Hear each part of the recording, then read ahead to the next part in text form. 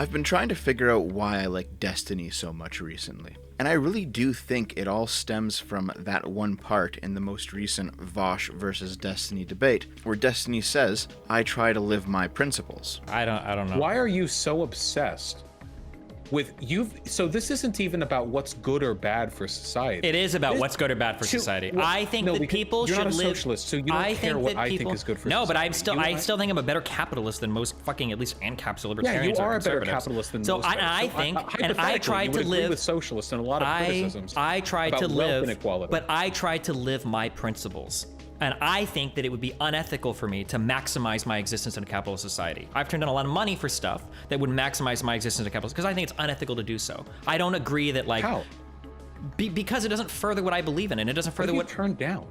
I've turned down a ton of fucking gambling sponsorships. There was so much money flying around in the CSGO skin days. There was so much of that shit that I fucking turned down. So you've turned... Okay, good. And you've turned down, and I, for my part, have turned down every sponsorship, because... Why? It's not a part of my aesthetic. I don't want to. Okay, wait. Then don't make those things the same. Don't compare that to me, okay? In my opinion, this is where he really caught Vosh in the hypocrisy. If Vosh is willing to say that the most egregious parts of capitalism, from his point of view obviously, are not as bad simply because it's a socialist who's doing it, and therefore there's no actual obligation for a socialist to live by their principles, and start a worker co-op, or pay people at higher than normal rates for the market, or rent out property at lower than normal rates for the market. If a socialist simply behaves the same as every other capitalist, and Vosh considers that better just because they're a socialist, then there's no actual principles there, it's just tribalism. Abstinence, in one sense, is you just stand by and you watch a person drown. And abstinence, which is negative, and abstinence in the business sense is you just stand by and you watch another business open up and exploit workers. Which would be neutral, but the death is negative. How is that? Okay, I never ever want you to say again that like capitalism is negative or business owners are bad, because you understand my argument enough to I guess not, because you've bit the neutral bullet on basically every single actor in a capitalist system. And since that moment, I've been watching more and more Destiny, and I've realized that even when I disagree with him, I can respect him because I do think he actually believes what he's saying. And a couple of years ago, I thought he was completely out to lunch.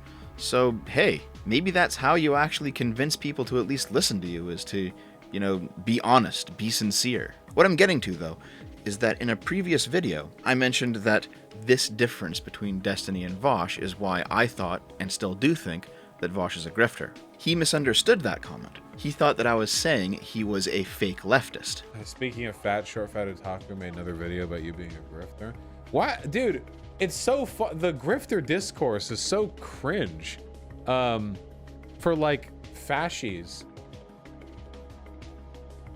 to be like you're a fake leftist. But the truth is, I wasn't saying that at all. Vosh is absolutely 100% the most real leftist out there. It's just that leftism itself is the grift. How many bread tubers and lefty tubers and whatever else do you need to see who are explicitly not living by their principles? How many of them do you need to encounter before you realize that something's actually up here? The only one out of all of them that I actually think runs their channel like a worker co-op, for example, is the Serfs. Vosh certainly doesn't do it, and whenever he's asked, he runs himself in circles trying to explain why. You think Contra does it? Hell, how about Philosophytube, the whole thing that started the debate between Vosh and Destiny in the first place? Where Philosophytube was indirectly calling for some kind of rent strike action, with rhetoric like we need to rise up, even though I promise you, that YouTube channel is pulling in a lot of money. There is definitely this feeling that I get regarding all these champagne socialists who talk about revolutions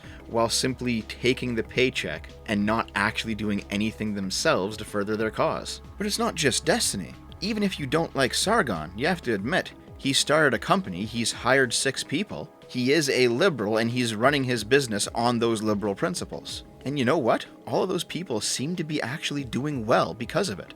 Their lives seem to be better working for the Lotus Eaters, rather than doing whatever it was they were doing before. And hell, look at Kraut.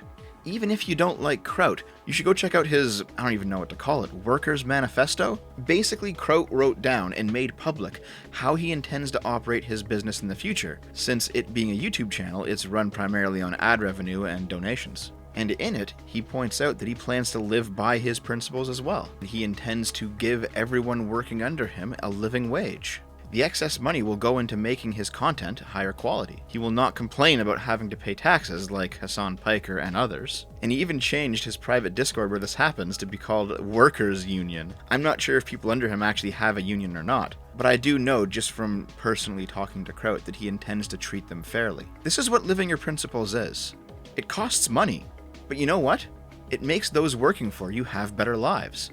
In turn, they are likely to create a better product. And then you yourself, as the owner of the business, you profit in the long term too. And for all of the screaming and crying about the socialist revolution that comes out of BreadTube, they are absolutely unwilling to actually live their principles. Additionally, if for some reason you were curious whether or not I live my principles, the answer is I try to the best that I can. I have never hidden from you where the money that you guys so generously give me actually goes to. Yes, I'm paying for food and rent and other essential bills. I'm also paying the artists who work for me, and I do reinvest back into the channel, though at this point I only need to buy one CPU and then I think I'm good for equipment. That doesn't mean I've been perfect though. For example, recently there was kind of a scandal that you may not know about if you're not in my Discord or follow my Twitch, where my roommate, who has worked on the show before, he found himself in some financial and potentially legal trouble, and so because he works with me on the channel sometimes, people gave a shit ton of donations on the Twitch channel that we both co-host, hoping to help him out in a hard time.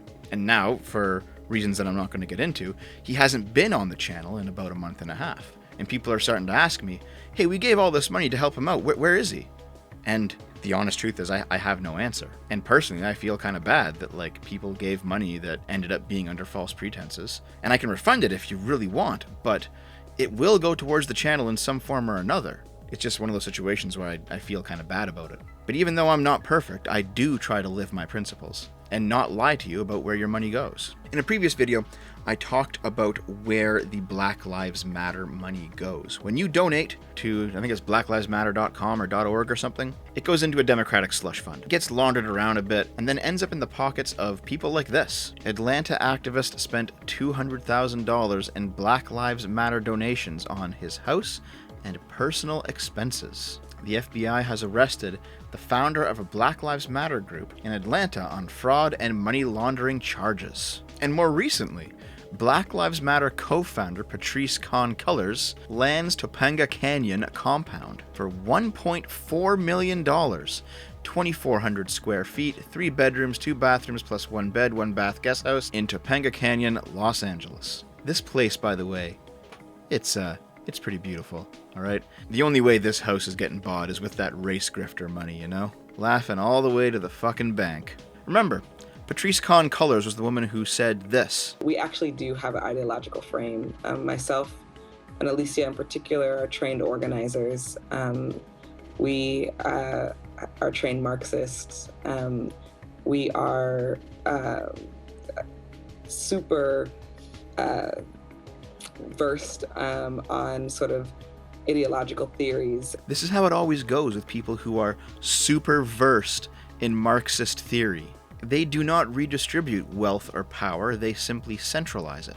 Now, on a moral level, I'm not against the idea of somebody getting rich, even if it's through something ridiculous like this, and then buying themselves a nice house. But if you're like a true socialist, a true believer in Black Lives Matter, you have to be looking at this with disgust right now. With egg on your face, in fact, for even contributing 1 cent of your own money to this mess. Ho ho! While I was editing the video, this article showed up. Inside BLM co-founder Patrisse Cullors' $1 million real estate buying binge. As protests broke out across the country in the name of Black Lives Matter, the group's co-founder went on a real estate buying binge, snagging 4 high-end homes. So it's not just one anymore, guys. It's not just the one that I showed pictures of. She was eyeing property in the Bahamas, and there's also luxury apartments and townhouses alongside that LA home. Here's her home in Georgia. It's quite the indoor pool. Here's her house in Inglewood, California. And here's a place in South LA. I have heard so many socialists tell me that it should be illegal for people to own multiple homes. And yet here is a socialist who has the means to do so, absolutely buying that shit up. The hypocrisy is incredible.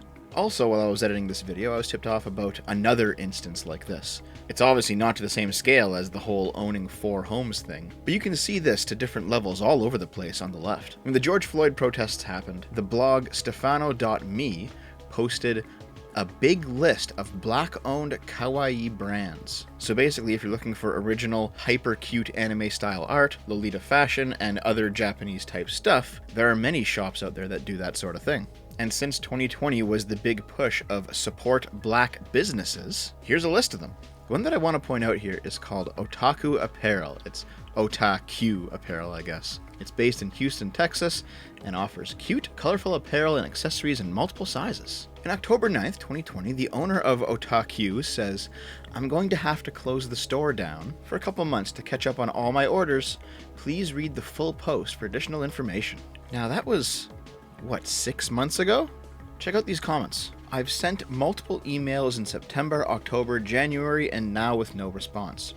Could you please provide official communication or status updates? I ordered on June 5th. It's too late to do a chargeback. I would like to be either refunded or get the stuff that was purchased. I love how you lied on your friend's post saying that you would finally address us as the brand owner, only to go back into hiding for another 2 weeks on top of the 4 months of ghosting us. I placed an order in September of 2020 and waited until January to inquire. Still haven't received a reply or any update of any kind. Just so y'all know, the owner will not respond to emails and said no June refunds because your money was unknowingly donated to Black Lives Matter. Make your disputes with the bank if you can. No refunds or cancellations." Same thing on her Instagram. "I ordered from you back in July and never got what I paid for. Why are you scamming people? Come on now.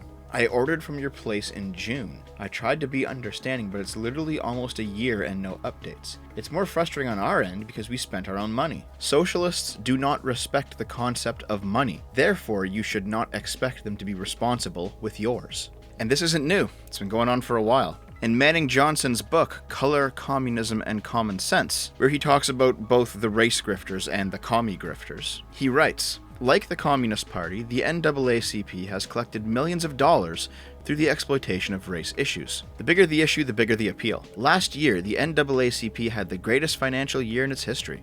Yet, one cannot find any report of this money being spent for factories and shops to provide jobs, land and home construction, specialized training for talented youth, hospitals, classes in sanitation and personal hygiene, care and upkeep of property, combating crime and juvenile delinquency, centers to aid Negro youth in preparing to meet stiff employment competition in science and industry. Where's the money gone?" It is then no accident that the NAACP is dubbed the National Association for the Agitation of Colored People. The record speaks for itself. Millions for agitation, not 1 cent for those things that win the respect and acclaim of other races and national groups. And I think in a separate video I brought up this very old quote, but I'll do it again just to make sure we're all on the same page here. These are the words of Booker T. Washington, from an era long before any of the things we were talking about today. "There is another class of colored people who make a business of keeping the troubles, the wrongs, and the hardships of the Negro race before the public. Having learned that they are able to make a living out of their troubles, they have grown into the settled habit of advertising their wrongs, partly because they want sympathy, and partly because it pays. Some of these people do not want the Negro to lose his grievances, because they do not want to lose their jobs." We see this everywhere. The feminists in academia do not actually want to solve any gender problems that may exist, because then they would be out of a job. The race hustlers do not want to solve any race problems that may actually exist, because then they would be out of a job. And the bread tubers? I think most of all, they definitely want to keep the grift going. These are people who have built an entire industry and now profit off of identity politics. And no, there is no identity politics on the right. Identity politics is a very specific thing. I know people on Twitter, I know breadtubers, I know streamers, all these people say, the right's id pol, they also love it. No, you misunderstand. What you're talking about is just tribalism, okay? There is definitely race tribalism, gender tribalism, class tribalism, political affiliation tribalism, identifying with a group, or talking for that group collectively, or something like that. That's not id pol, that's just tribalism. Identity politics is a very specific thing. And yes, it is uniquely leftist if we are using the left-right binary, because it comes out of a 1960s French intellectual movement that repurposed Marxist analysis for group dynamics other than class. So when the Marxists look at the proletariat and the bourgeoisie, the new left, meaning leftism from 1960s onwards, takes that framework and applies it to things like race and gender. That's what idpol is. The right wing of politics, for all of their many problems, do not engage in idpol. They do engage in tribalism, but not identity politics. And this is what makes the left specifically a giant grift. It doesn't matter if you're Robin DiAngelo publishing White Fragility. It doesn't matter if you're Patrisse Cullors buying a giant house using your Black Lives Matter money. It doesn't matter if you're a bread tuber raking in donations while never actually living your principles. What connects these separate types of leftism together is their grifting nature. They're fundamentally anti-individual, which is, by the way, why they're anti-individual solution for your life's problems, and instead talk about collective solutions, collective action, stuff like this. The implication there is that you can't actually fix what's wrong with your life. You have to be part of a collective that gets it done. Of course, they just so happen to have the entry to that collective, and it's not going to cost you very much to join. It's the exact same kind of thing that cults and super churches do on the right. Those are also grifts. They will sell you spiritual salvation for the low price of $19.99. The left will sell you material salvation for the same price. Does this mean that I consider the right to also be a grift? Yeah. But at that point, it really depends on what you mean by left and right. From where I'm standing, the center seems to be the only non-grift position on the traditional French Revolution era spectrum, where you'll find the classical liberals, and some of the libertarians as well. But outside of the center, the rest of politics is just a toll booth. Though this applies to both the left and the right, it's most prominent with socialism. Come on in, we'll fix things, guys, everything will be better. Also, pay at the door. Thank you for watching, my friends. If you enjoyed this video, please feel free to share it around and do all of the other algorithm positive stuff that the YouTube engagement metrics like. I don't know. Sub for more, or hit up my Patreon or Subscribestar if you want to keep it coming. And be sure to stick around, because I'm putting up a new video every single day. So, I'll see you tomorrow. I love you.